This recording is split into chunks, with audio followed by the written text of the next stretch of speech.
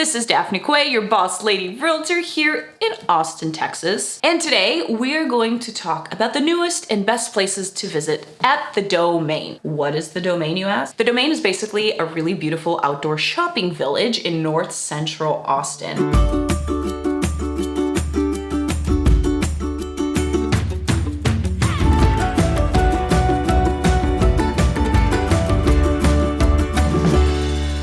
Make sure to watch this video to the end because the last spot that I have to visit at the Domain is this awesome hidden gem that I think like literally nobody knows about. And that's all I'm gonna say. So please make sure to watch this video to the end. Also, please make sure to subscribe to my channel and click that notification button so that you get notified every time I do videos like this one. And please make sure to like my video. I'll like you in return.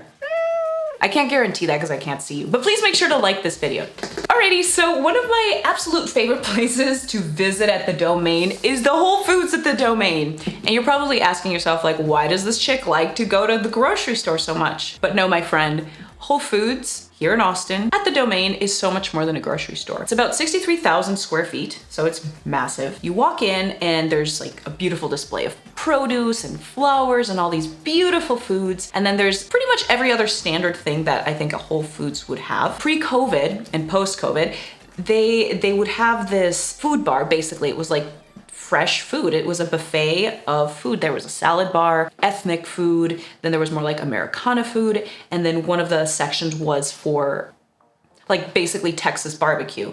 I forgot what that was called. I was like, briskets? For basically Texas barbecue and briskets. I think that's what that's called. I'm vegetarian, I shouldn't be talking. Anyway, there's all this variety of food that you can get, and they have these disposable plates that you can fill up. I wanna say it's something like $12 a pound, and honestly, a pound of food is actually a lot. So I remember I would be able to fill up my plate. It was usually like $8 to $10 for a really big lunch, and then be on my way. Also, well, actually at that time, right before COVID, you could sit there and eat it. You could hang out there. I would often work there. The Wi-Fi is really good. So I would open my laptop, eat my lunch. Sometimes I would get some dessert or snacks or whatever. So along with like the food bar, Whole Foods also has several mini restaurants along the perimeter of the store. So they have sushi, they have a taco stand, they have a pizza place, they have a place that does sandwiches, they do ramen noodle soup, and they have a bakery. You can go into Whole Foods and literally get food from like any part of the planet.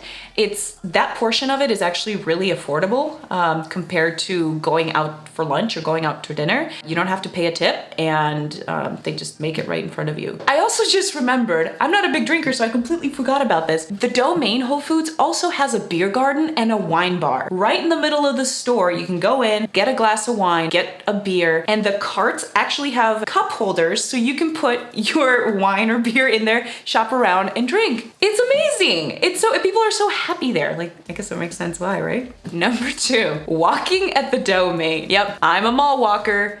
No, really though, walking around the Domain is fantastic. I personally really love it because it's excellent for people watching. You can go in the morning and get a coffee and walk around and get some fresh air, and it's safe and it's clean and it's beautiful. You can go during the afternoon, you can go in the evening, and pretty much the same is true. The only thing is that if you go like later at night, you hear kind of like club music coming from Rock Rose, and there's probably it's gonna be a bit busier, but it's such a cool, comfortable, beautiful place to walk around. I've gone there many of mornings, many of evenings just to clear my head and get out of the house. Another wonderful spot is this really adorable little pink donut trailer. So you know how I mentioned that I go for walks with the Domain, usually early morning? This donut trailer is called Little Lucy's Donuts. It's tiny and it's pink and it's always parked in the same spot. And when I'm there anywhere between like 6:45 and 8 in the morning, I think they're getting the donut things ready for the day, and it smells so good. It's such a delicious smell to kind of wake up to. I think they do pretty well overall. Every time I've been there during the day, I see people going up, getting their donuts, walking around, going shopping. It's super cute and it's a local business, so shout out to Little Lucy's Donut Trailer. Another really adorable spot to visit at the Domain is called The Yard. And as you may have guessed, they sell milkshakes. Literally all they do is milkshake and ice cream products.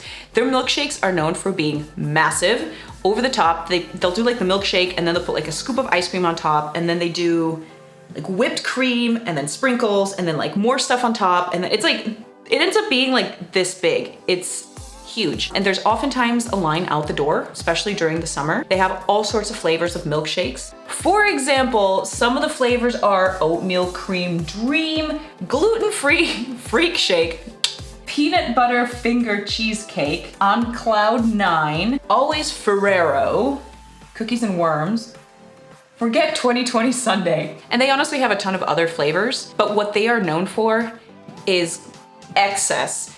These milkshakes are huge. They're like a practical joke. Like they're like this.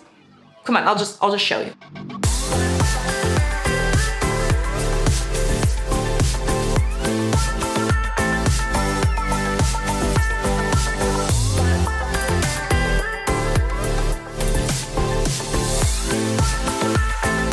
And for the last and final wonderful place to visit at the Domain, before I tell you, please make sure to subscribe to my channel and click that notification button, and please make sure to like my video.